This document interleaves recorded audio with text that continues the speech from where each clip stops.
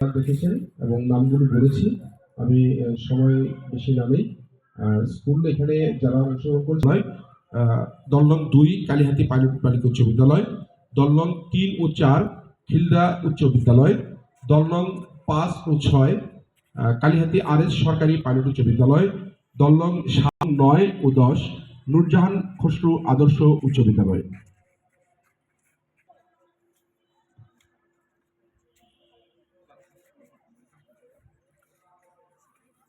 শেষ করছি। ধন্যবাদ সবাই।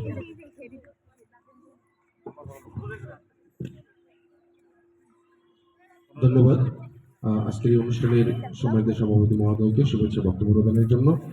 আমরা আসলে কি উদ্দেশ্যে আজকে এই আয়োজনটা করেছি, সেই উদ্দেশ্য এবং আজকের এই যে তরুণের যে ভাবনা আগামীর বাংলাদেশ। ধন্যবাদ। আসসালামু আলাইকুম, শুভ সকাল। আমি শিক্ষার্থীদের উদ্দেশ্যে বলছি এবং টিম লিডার যারা আছে তাদের উদ্দেশ্যে বলছি, তোমরা মনোযোগ দিয়ে একটু শোনো। আমাদের তারুণ্যের ভাবনায় আগামী বাংলাদেশ, এটার মূল কথা হচ্ছে তরুণরা আগামী দিনগুলোতে ভাবনায় আগামী বাংলাদেশ। আজকের এই শীর্ষক শিরোনামে এই সমাবেশে বা এই যারা উপস্থিত হয়েছে তাদের আমরা কিছু আগামীর বাংলাদেশ শুরু করছি। একটু সাউন্ডটা কম রাখি। তারুণ্যের ভাবনায় আগামীর বাংলাদেশ শীর্ষক আজকের সেমিনার এবং কর্মশালায় উপস্থিত সবাইকে ধন্যবাদ জানাচ্ছি। আমাদের মূল কথা হচ্ছে আজকের তরুণরা আগামীর বাংলাদেশকে কিভাবে দেখতে চায়, অর্থাৎ বাংলাদেশ, ভবিষ্যতের বাংলাদেশ বিনির্মাণটা কেমন হবে, কোন দিক দিয়ে বাংলাদেশের সংস্কার প্রয়োজন হবে, বাংলাদেশের অর্থনৈতিক, সামাজিক, সাংস্কৃতিক সহ সকল ক্ষেত্রে কি কি সংস্কার, কি কি উন্নতি, কি কি পরিবর্তন আজকে তরুণরা দেখতে চায়, সেই ভাবনাগুলো তারা আমাদেরকে জানাবে।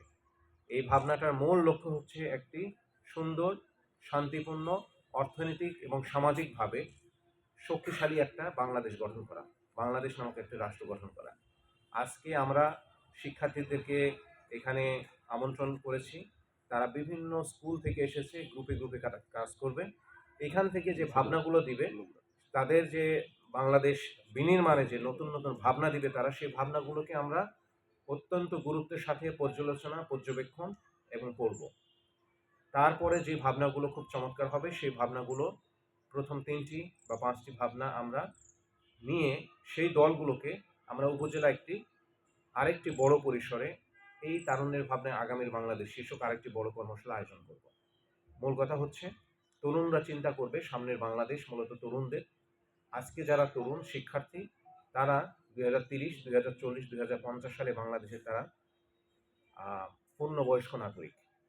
সেই সময় বাংলাদেশকে তারা কোন জায়গায় দেখতে চায়, অর্থনৈতিক দিক থেকে, সামরিক শক্তির দিক থেকে, প্রশাসনিক দিক থেকে এবং সাংস্কৃতিক দিক থেকে বাংলাদেশের অবস্থানটা কেমন হবে, সেই ভাবনাগুলো দিবে। আরেকটা গুরুত্বপূর্ণ বিষয় হচ্ছে পরিবেশগত ভাবনা, অর্থাৎ বাংলাদেশের সহ পৃথিবীর সব দেশে একটা বড় চ্যালেঞ্জ হচ্ছে পরিবেশ।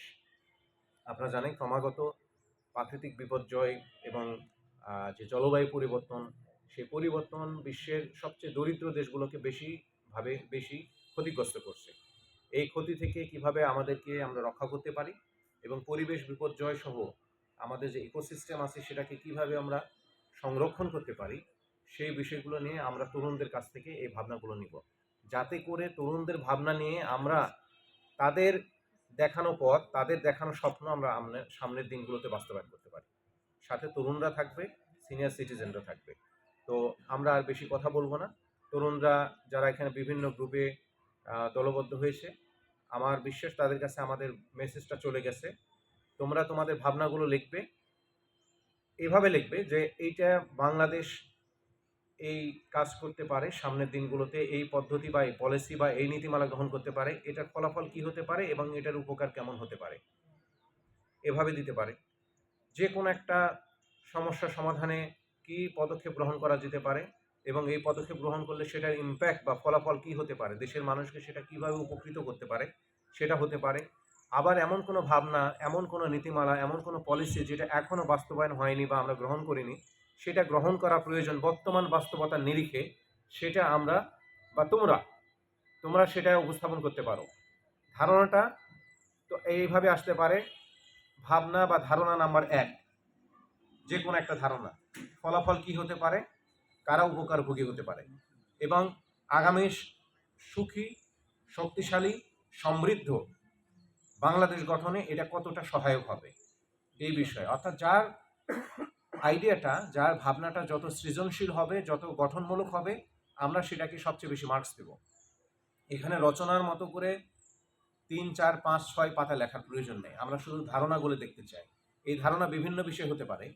একটা হতে পারে পরিবেশ নিয়ে, হতে পারে প্লাস্টিক নিয়ে, হতে পারে একটা হতে পারে আমাদের অভ্যন্তরীণ সংস্কার, হতে পারে বাল্যবিবাহ, হতে পারে ইভটিজিং, হতে পারে। অনেকগুলো কিন্তু আমি টপিক বলে দিচ্ছি।